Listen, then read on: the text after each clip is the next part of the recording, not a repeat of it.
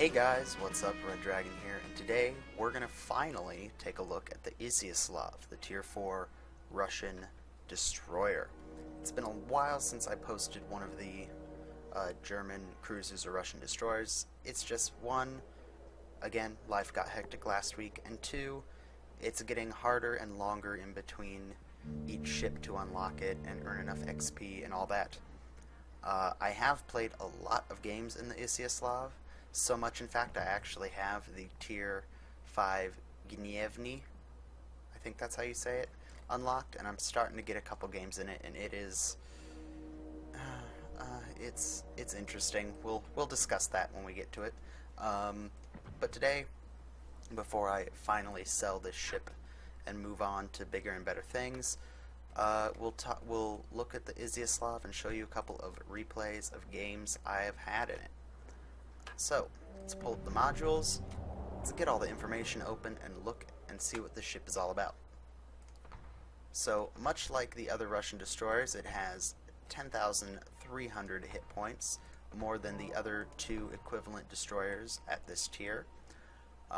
Main batteries are 5 102mm guns that fire out to a range of 10.2 kilometers. So, pretty decent guns. The guns fire at a rate of 12 rounds per minute, or a round every 5 seconds, and they have a 180-degree turret turn time of 22.5 seconds, so a little slow, but not completely unbearable like some of the Japanese ships. Your torpedo range starts out at 3 kilometers like the rest of the Russian destroyers, and only do 6,000 maximum damage. You can upgrade them to the 1912 model torpedoes, and you'll get another 1,100 damage done. It'll go out to a range of 5 kilometers, go a whole 1 knot faster, but it will take slightly longer to reload, which is not that big of a deal. So once you get these new torpedoes, you're playing basically a American destroyer that just has slower rotating guns, in my opinion. It plays very similar to that. The further torpedoes definitely increase your ability to not... they definitely increase your survivability. I mean, you have the extra hit points on top of the fact that you now don't have to close to, suicidal ranges to launch your torpedoes. You have an extra 2 kilometers of wiggle room to work with, which is definitely helpful. So I definitely say go for the hull upgrade and then go for the torpedo upgrade if you want to focus on your torpedo gameplay. But the guns on this ship are not bad either, so it does a little bit of both. Your AA defense, not that big of a deal. I mean, you have 4 45mm guns and 1 76mm gun. You're a destroyer, you're not going to worry about it. You're going to be lucky if you get an aircraft kill with this thing, simply because you don't want to be giving away your position by having the anti-aircraft guns going off constantly. So I wouldn't worry about it. I'd keep them turned off unless absolutely necessary. Your maximum speed is 35 knots. Not stellar, but whatever. It gets you where you need to go. And the rudder shift time is 2.7 seconds, which is pretty damn good. Surface detectability range 6.7, so even with the 5-kilometer torpedoes, you're still going to be detected long before you get into torpedo range. And air detectability is 3.3. Again, this is not anything new with destroyers, especially if you're a fan of American destroyers. You know this. You're painfully aware of getting detected long before you can launch your torpedoes. So that's just a general overview of the stats of this ship. It again, had a lot of fun playing it. It was very interesting. I can't say much more. I think we should just take a look at some of the battles. Alright, here we are in the first game I wanted to show off in the Izyaslav. We are on the...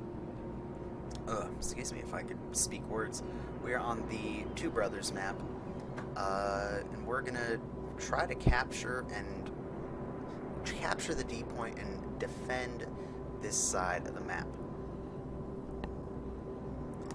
So we are going to hug this Cleveland, and he's going to hopefully provide us decent fire support. And we'll see what we can do to bottleneck up this side of the map. It looks like we've got another destroyer. What is that? We've got a Clemson coming with us. This Cleveland's gonna stay back, let us spot. That's not a bad choice. And hopefully we'll get a couple other people heading this way. Again, I've said this in other videos. The trick with the Two Brothers map is to not let one side of the map be too weak in defense, because you don't want the enemy team to barrel through to your cap or to your carriers or whatever. So you want to try to mitigate how many ships if you see, you know, 3/4 of your team going to the west, maybe you should pair up with the 1 or 2 ships that are going to the east, just so you can provide some sort of deterrent and give your team time to respond. So right away we spot an enemy destroyer, a Farragut moving in this way. Launch some torps, just hoping that he'll run into one of them. You'll be surprised at how often enemy destroyer captains just don't think, oh, I'm in a destroyer, I don't have to worry about enemy torpedoes because I'm super maneuverable. But then they don't think to maneuver until the very last second, as opposed to continuously maneuver while they're waiting. Don't have to worry about that though, because that enemy Farragut got evaporated by our cruiser fire. Now we've got Murmansk and a Cleveland and 2 Clevelands, I think, or is that just my internet? Torpedoes to starboard. Yeah, the replay lagging out. I don't know. I think there's just a Cleveland and a Murmansk, so we've got to be a little tactical. And we got a friendly Farragut doing some fancy maneuvers next to us. So, and there's an enemy Isokaze as well. Just because you have the 5-kilometer torpedoes on this thing does not mean you shouldn't use your guns. The Russian destroyers have very good guns, albeit they turn slower. They definitely can pack a decent enough punch that they should not be, like in the Japanese destroyers, you almost never fire your guns. In the American destroyers, you primarily fire your guns. With the Russian destroyers, you primarily fire your guns as well, mostly because your main your torpedoes have such shitty range, you don't want to use them. But once you get the upgrade on the Izyaslav with 5-kilometer torpedoes, you can really play, again, primarily your guns, but the torpedoes are decent enough, like with the American destroyers, that if you have to or have the opportunity to use them, you can. So we're going to put some high explosive fire into this Cleveland. He got a decent hit on us and knocked out our engine. So we're going to retreat, kind of swing our butt back and forth so they can't get a decent shot off, and get back behind the cover of an island and plan our next move. The Murmansk is keeping broadside on. The Cleveland was retreating, but now that I've backed off, is feeling a little more confident and is turning back straight. So we'll pour the high explosive fire into him until we get behind this island.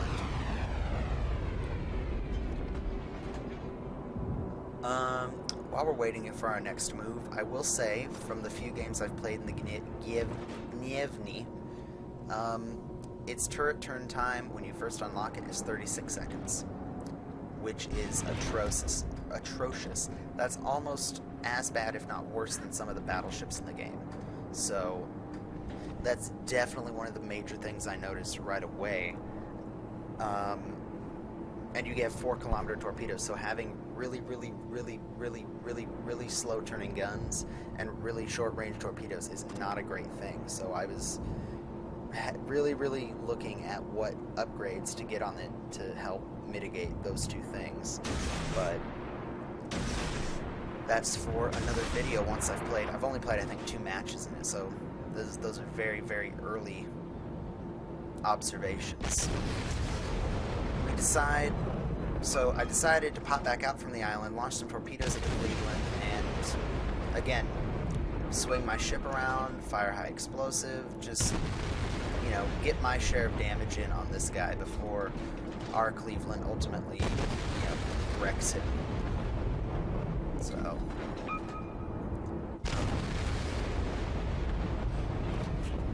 yeah, he is not long for this world. Sorry if I seem like I don't know what to talk about. Again, this is one of the first videos, other than the War Thunder video, I've put up in the last week and a half, so it's a little it's a little draining. It's a little getting back into the. You don't realize how, especially with something like narrating videos and stuff. I found out that if you don't do it regularly, you lose that feel for it, that cadence, if you will, in your speech. So if I seem a little like confused or don't know what to talk about next, it's because I am, and I apologize. So we got a Phoenix, a Murmansk. The Murmansk is sailing almost parallel with us. Realistically, he's not getting any. He's slowly getting closer, but not any closer. He's not getting close enough, fast enough for me to worry about torpedoing him. That Phoenix, on the other hand, or that Cleveland, if I plan it right, I can get some torpedoes off. I can pop out from behind the island, fire some torpedoes off, and pop back out.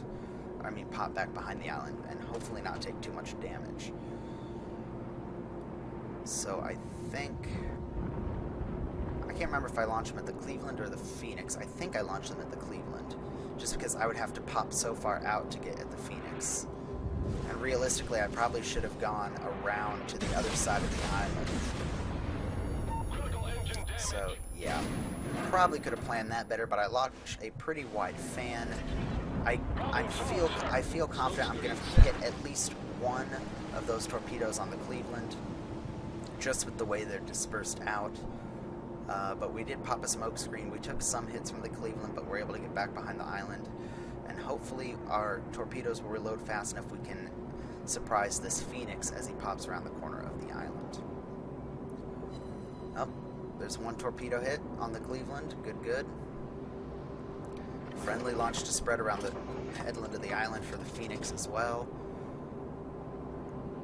So we're going to do the same thing, and holy crap, there he is. Shit, shit, shit, turn, turn. Fire the torpedoes, fire the torpedoes, fire the torpedoes.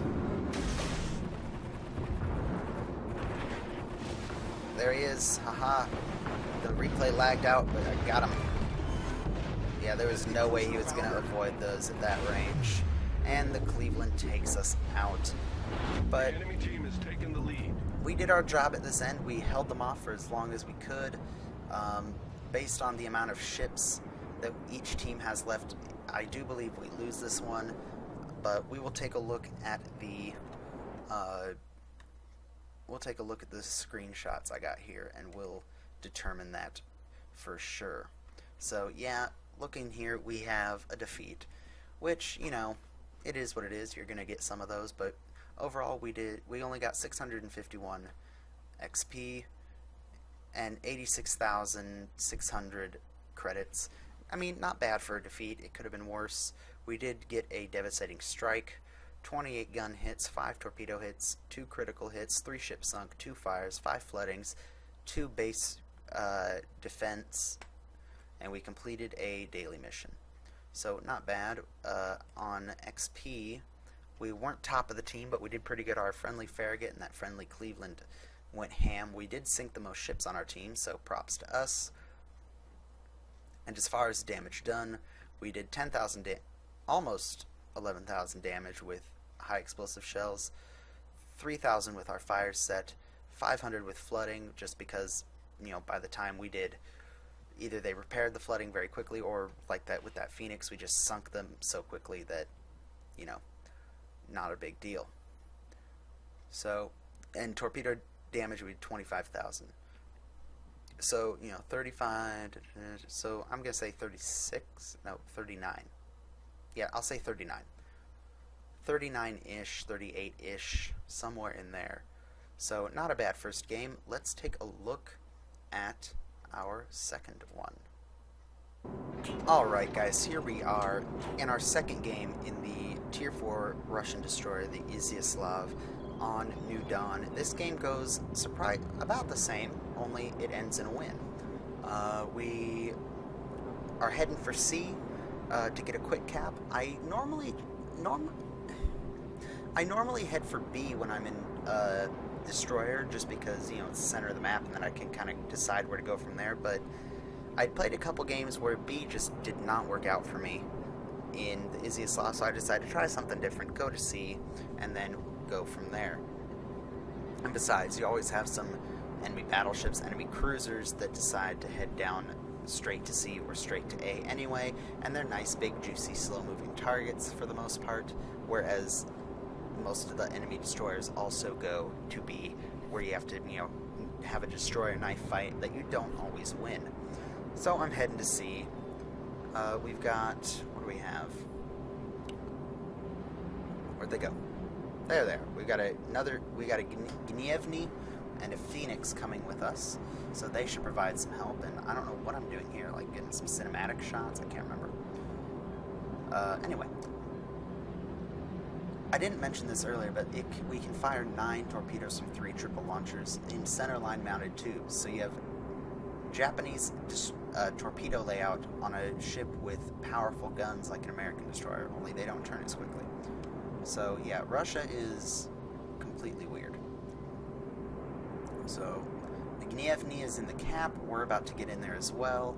And once something gets in range, we're going to open up on them with our guns.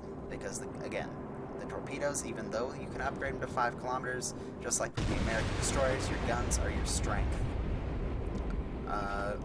I load armor piercing because every once in a while you'll get a lucky Citadel with an armor piercing shot from these 102mm guns.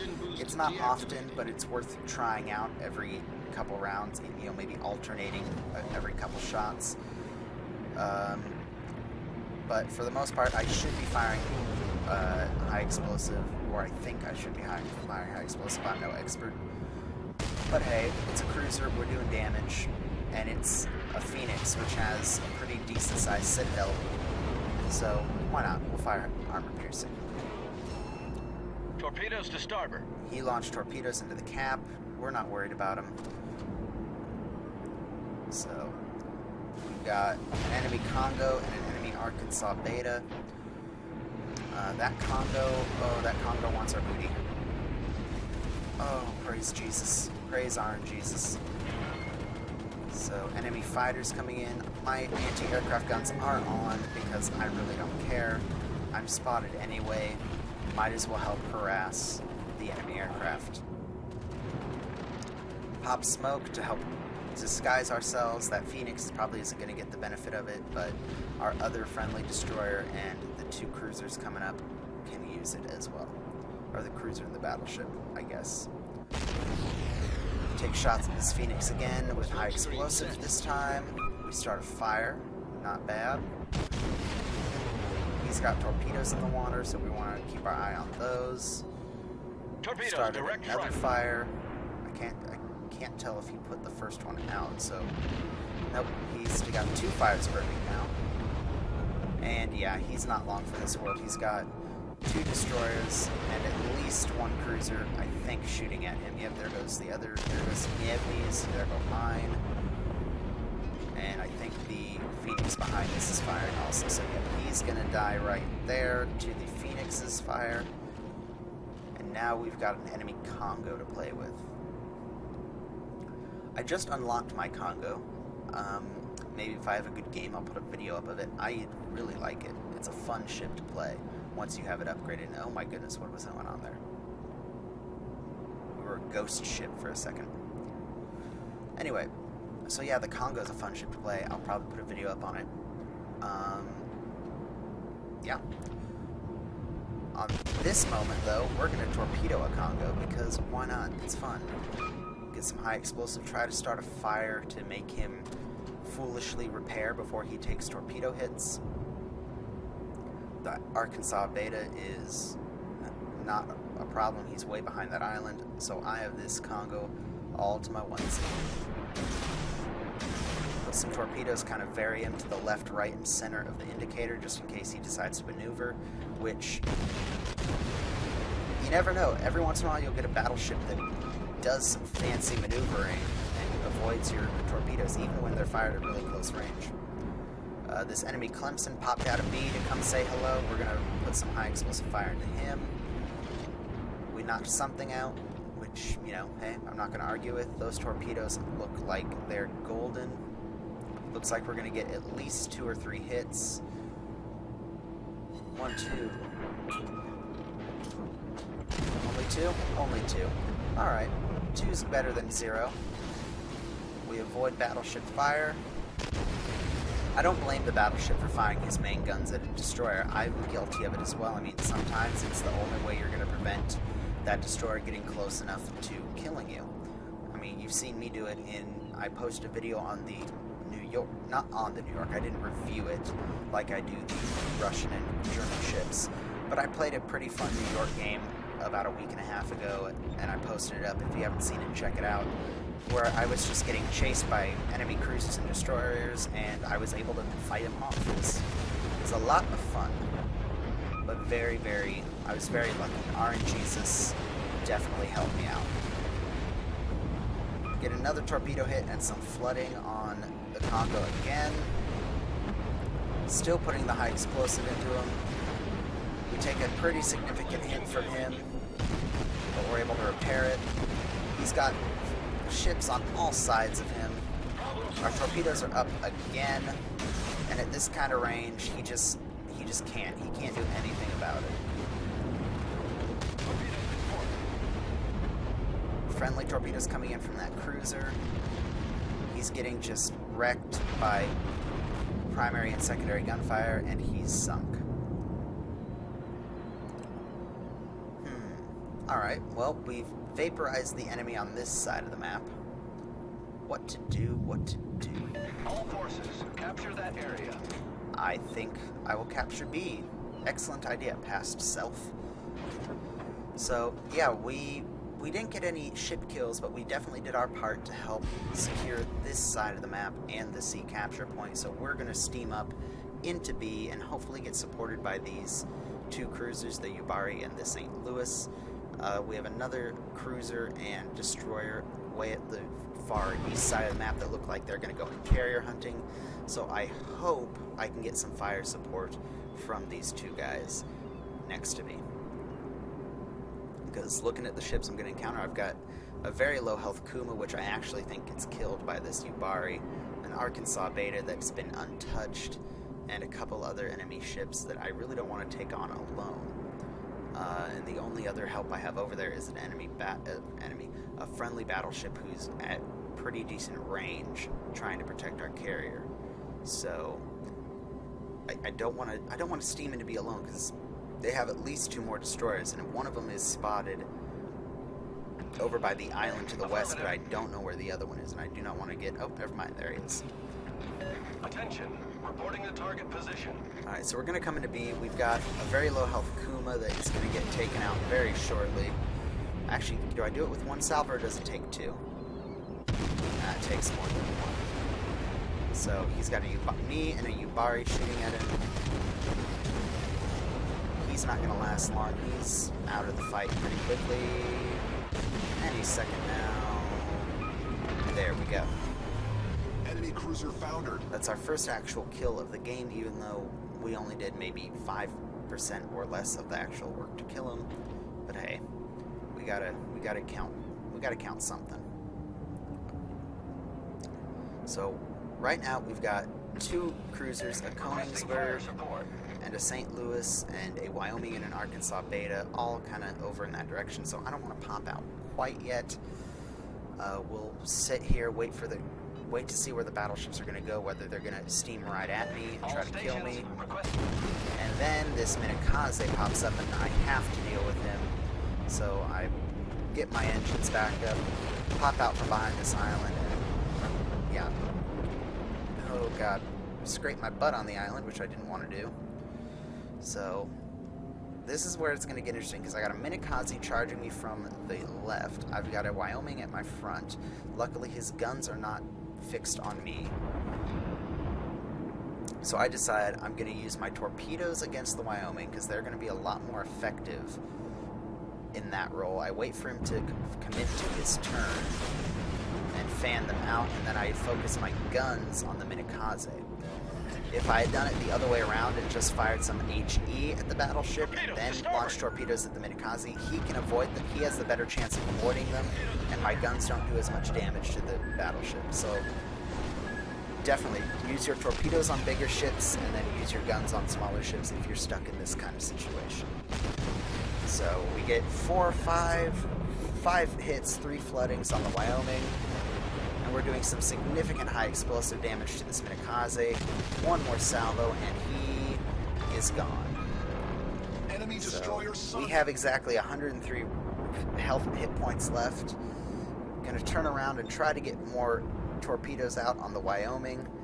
And he gets revenge with a single turret salvo straight to my amidships and takes the rest of my health out.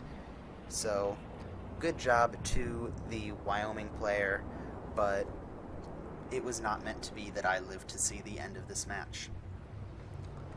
Ironically enough, the end of this match ended in a victory. We earned 1,442 experience points and 126,655 credits. We achieved 3 target hits with our guns, 9 torpedo hits, 9 incapacitations, 2 destroyed vessels, 2 fires set, 4 flooding scars, 1 base captured, and 1 assisted in base capture. So not bad, not bad. We were top of our team with 2 ships sunk and 1,442 experience points. And as far as damage done, we did 2,500 with armor piercing, 17,600 with high explosive, 3,700 with fires, 10,825 with floodings, and 43,058 with our torpedoes. So that comes out to about 43, 53, 60, 70, 72, 75. I'll say 76 and a half. Eyeball it. 76 and a half. So not bad in a tier 4 destroyer. So that was the Izyaslav. I hope you guys enjoyed it. I had a lot of fun playing the ship. It was definitely, again, with the Russian destroyers, each new ship, they have similar characteristics, but each one is just slightly different. For example, the Dersky had 10 torpedoes, but very short range, so you played it very fast, agile, kind of assassin-like. The Izyaslav, you had decent guns, plus you had the option to upgrade your torpedoes a little longer range, so it played similar to an American destroyer, only a little beefier. Again, haven't played many games in the Gnievny yet, but it's proving, again, same general concepts, you know, more hit points, decent guns, you know, same stuff that the other Russian destroyers have, but then it throws in the monkey wrench of, oh, our turrets turn slower than Moses. So, yeah, it's definitely an interesting learning experience, and my next major video for the Germans and Russians is probably going to be the Gnievny. I'm working on, I kind of completely ignored unlocking stuff for the Karlsruhe after its video because I wanted to focus on the Izyaslav. But the next one will probably be the Gnievny and then the Königsberg, which is the Tier 5 German cruiser, once I unlock it. That's about it. I did start playing War Thunder, so go check that video out as well. And yeah, that's all I got. I'll hopefully have some more videos to post soon. If you like this video, again, please like it. Please leave a comment if you want to. And if you really, really do, if you've come back and watched multiple of my videos, hit the subscribe button so you get updated when I post a video. And, you know, you can connect with me, chat with me, all those fun things. Yeah, do that. And I will see you in the next video that I post. Peace out.